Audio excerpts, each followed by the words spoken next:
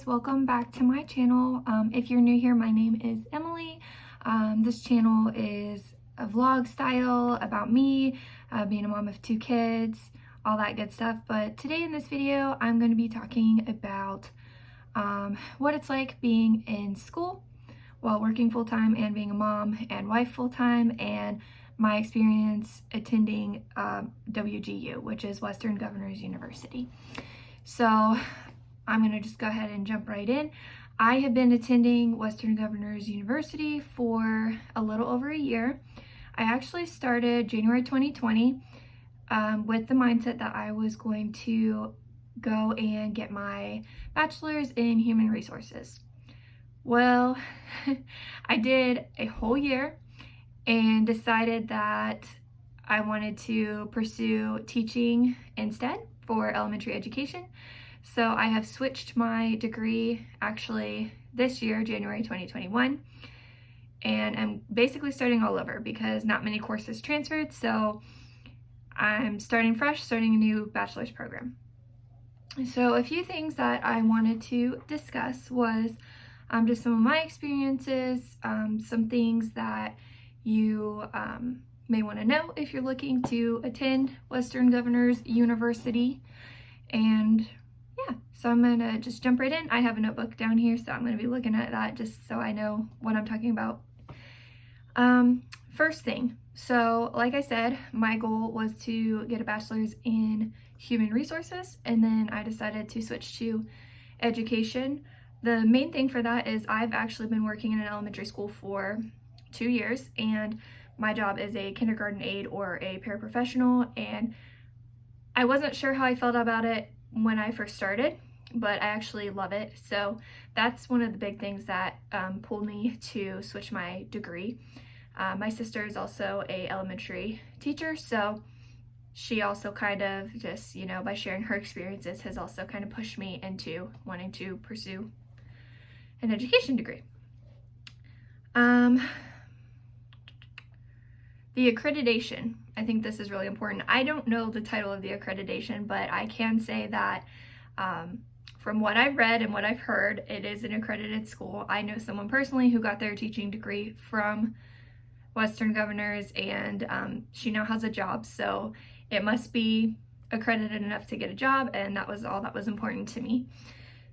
They are based in Utah, but you can basically take it. I don't know if it's every state, but depending what state you're in, you can still enroll in their courses. So I'm in Ohio, and I can take their courses and be a student. So that's really nice, because you may not know that if you don't live in Utah, that you're not able to enroll in their courses, but you are. So yeah. Tuition, that's another really great thing. So their tuition is based on per semester. So there's a set amount, and you're supposed to complete like 12 credit hours per semester or term, and that's the cost of your tuition. But if you are able to pass a class quicker than the timeline that they give you, for example, I took a math class and I knew all of the math material from a previous math class that I had already taken. I just went in, took the final, passed it, I was done in a day. So I can move on and take another course, and it does not raise my tuition per course, it's just per semester, which is really, really nice if you want to be cost effective and you really want to just study as much as possible and get through as many courses as you can. Of course, you're still learning. It's competency based, so as long as you know the material, you can kind of move through pretty quickly. Of course, there's going to be classes that you really have to study for, and I had a lot of those in my business track, and now that I just switched to education, I'm sure that there will be classes that I have to really study for and take time to do for the education side of it. So it just kind of depends, but it's really nice because I was able to, my first semester there, I was able to accelerate, is what they call it, one course. So I saved a little bit of money there. Now the second semester, I had a lot of trouble, and I was just able to get through the amount of courses that they had already had set up for me, which is fine. It's full-time school, and if you're busy and have a life, which most of us do, it's fine. As long as you get it done, you should feel proud. And I did. Let's see. Oh, so when you enroll, this is kind of fun. I like school supplies, all that cool stuff. You feel like you're a part of a community when schools send you things. So when you enroll into WGU, they send you a box, and in the box is, it may change depending on the year, I don't know. But when I enrolled, I got a box with a cup that, said WGU on it. It comes with a door tag that says, like, I'm taking a test, don't disturb. When you take your test, they're all proctored, so you cannot have anybody in the room. So they give you that little door hanger. They send you a whiteboard like this for your tests with a marker. The marker's not great quality. Mine actually already broke, so I just use my own. But they send you that. They send you some stickers and some information. So it's kind of fun to receive that in the mail. And then when the time comes to schedule your classes, you are given a mentor through whatever college you decide, and that is like your support person, and they're extremely helpful. They know most things about the degree. They help you schedule your classes. They can answer any questions. So you get that person too, as like your own personal cheerleader, which is great. And I've had 2 different ones now, one for business and one for education, and they've both been very great, very kind, very helpful. So I have nothing but good things to say about my mentors. Structures of classes was something that I wanted to talk about. So I already kind of based that, or touched base that it was competency-based courses. And that you can kind of pass a final and move on. Some of the classes just require a final exam, multiple choice questions, and if you get a passing grade, great, you're done. And then some courses have a performance assessment, and those are more like writing a paper or filling out a table, chart, those sort of things, and it could be just one or it could be multiple.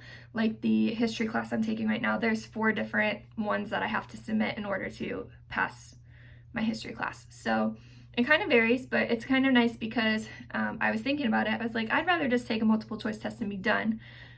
But at the same time, you don't always pass those the first time, and that can be kind of nerve-wracking. And sometimes it's nice to just have a break and read a little bit, write a paper, you submit it, they grade it, and they'll either have you pass or submit it for revision.